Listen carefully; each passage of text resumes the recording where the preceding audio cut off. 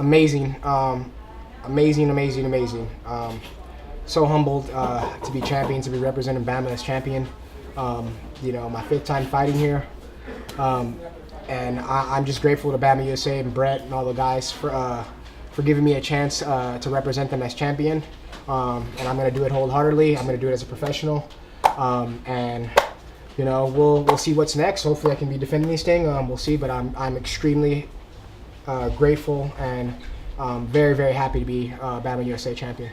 I kind of figured that's what he'd do. He's recently been over with all the MMA guys. I've trained with those guys. And Eddie Cha, again, is a great kickboxing coach. And as you saw, I mean, his stand-up looked substantially better. It was a little crisper today. He caught me with some solid shots. And I wasn't surprised that he was willing to stand and trade with me for a little bit. But I knew once I start picking him apart and start hitting him, the shots were going to come.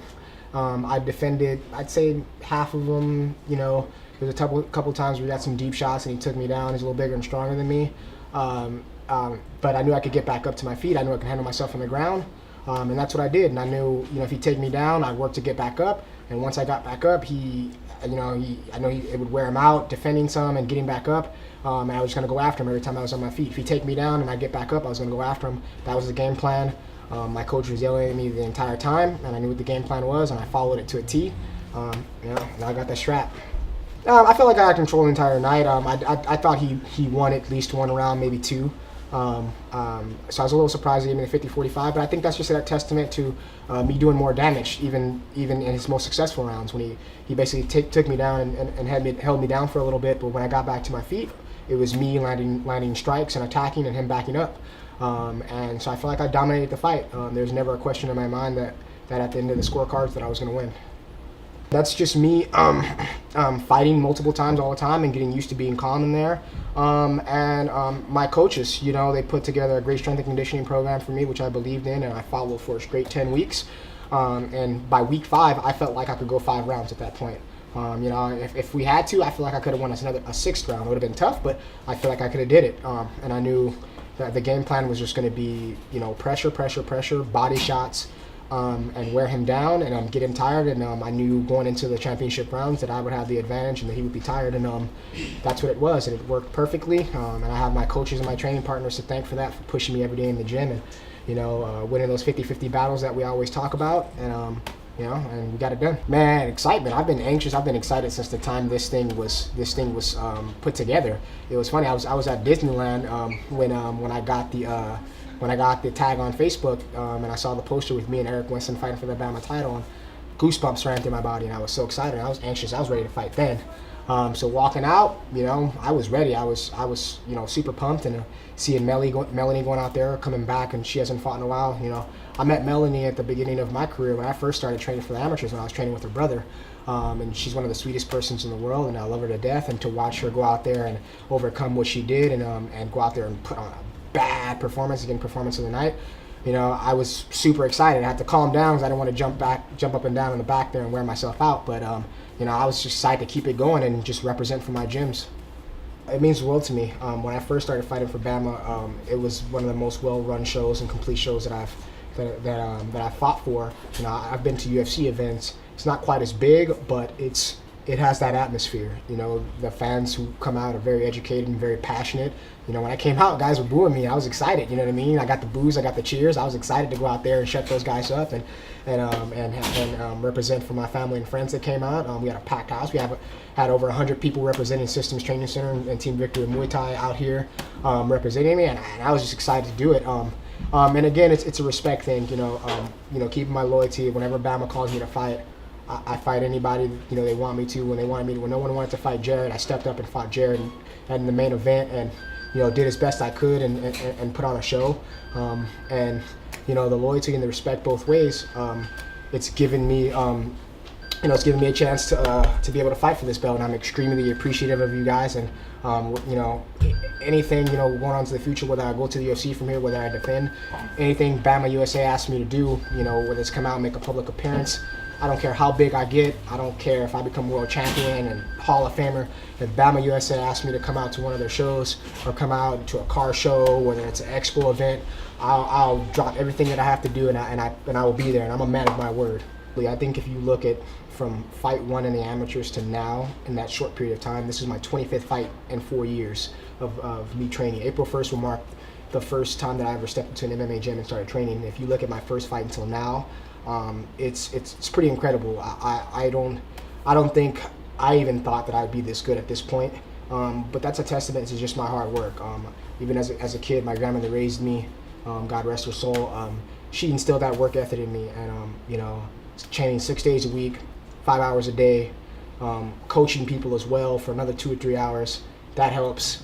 And every time you see me, I promise I will get better. That's my goal. A long time ago, I started stop worrying about the wins and losses. For me, I'm a martial artist deep inside, and every day I want to get better at something, learn something new. And I figure if I do that, success will come with it, and the proof is in the pudding. 6 fights in a row, 11-2, holding the strap. Again, the proof is in the pudding. Any fighter that wants to come up and make their debut with Bama, I say do it. And when you do it wholeheartedly. If you say you're going to do something, you do it. If JR Brett hits you up and asks you to do something, you be a professional about it. You make weight, you train hard. Those days you don't want to get up and go to the gym because you're tired, you take a cold shower and you go anyways. Those are the things that are going to be the building blocks to success, and if you want to make a name for yourself. And if you're here in Southern California, Northern California, even as far as Arizona, we have, Vegas or whatever you're coming out, Bama will put you on the show. But it's about being respectful to the sport, to the promotion, to yourself, to your family, and your gym. Representing yourself as a model citizen and being a role model for the younger kids watching you, and working extremely hard. There's no shortcuts in this sport. If you think you're just some great athlete that's just going to walk into the cage and just dominate, you had another thing coming, because these guys out here at Bama USA who are fighting, or this is their life, and that's what they do. They wake up and breathe this sport, and if you're not doing that, you will not be successful. You'll get by here and there, with some guys like-minded like you, but when you face the upper echelon, you're going to get folded in half. So that's my my advice for guys wanting to come out and fight. It's just simple. It's put in the work. Do stuff that other people aren't willing to do, and you will be successful. My son, Jaden Maximus Ware, is my life. He's my heart, and he's what I do this for. All the sacrifices and stuff that I make, 10 weeks of camp, working a full-time job, teaching at 2 different gyms, training full-time, waking up in the morning sometimes and him being asleep, coming back and him being asleep and not getting to see him. He's what I make all those sacrifices for, and what I do this for. And I want him, at the end of my career when I retire, for him to be proud of me and be appreciative of all the hard work that I've put in to make his life, better. Our life is not exactly ideal where I want it to be right now, but we're happy. We have food on our plate. We got clothes on our back, and that's the most important thing. And that's who I do this for. If Bama USA wants to do a fight with Chris Beal, I have to sit down with my coaches and my managers and see what they want to do. I know the we've been in talk with the UFC. That's my ultimate goal. If it doesn't happen right away, then my next step is defending this title. And I definitely think Chris Beal, without a shadow of a doubt, deserves to fight for this belt, hands down. Probably should have deserved it to fight, before me or Eric. For whatever reasons he didn't. That's none of my business. I'm happy to be the first champion.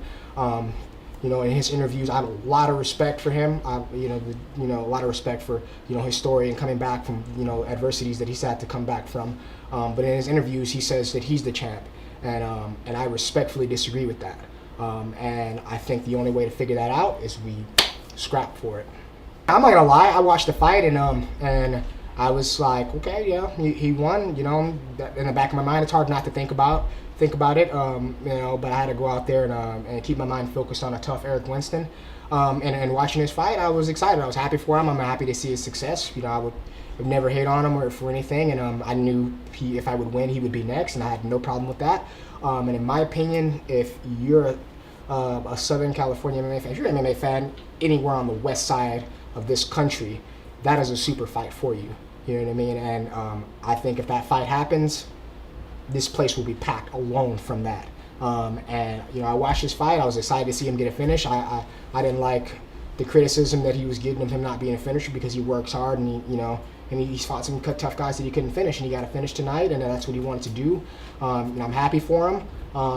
If the fight happens, A lot of respect, no crap talking on my side. If he wants to do it, that's fine. I don't really care. Because at the end of the day, we're gonna have to fight and we're gonna scrap for it. And I think again, that's a super fight. Love Ace, be first always. She always hooks me up. She always takes care of me. She always hits me up on Facebook, and she's very, very supportive of what I do and my career. And she hooks me up every time, and I love her to death. Bomb First, they've been with me since day one. You know, they represented me before they even saw me fight. They came and hooked me up. Fight Me Clothing, you know, they've been there for a long time as well too. Magic Sweat Cream recently got on board about a year ago, and they've been helping me make weight very, very easily. You know, Takedown Grappleware, their management company and clothing company, hooked me up with this Flash shirt. They've been with me since day one. Again, before they even saw me fight, they just came to one training, and that was enough for them, and they've been taking care of me. Ray Lopez, love him to death. My manager, gets me fights, keep me fighting. Let's see who else. Akia, helping me this weight cut, you know, easy, very easy for me over the holidays. I got up to like 158, made weight easy, very easy coming down here. They helped me out with their supplements as well. And pretty sure that's it. If I'm forgetting anybody, I'm very, very sorry.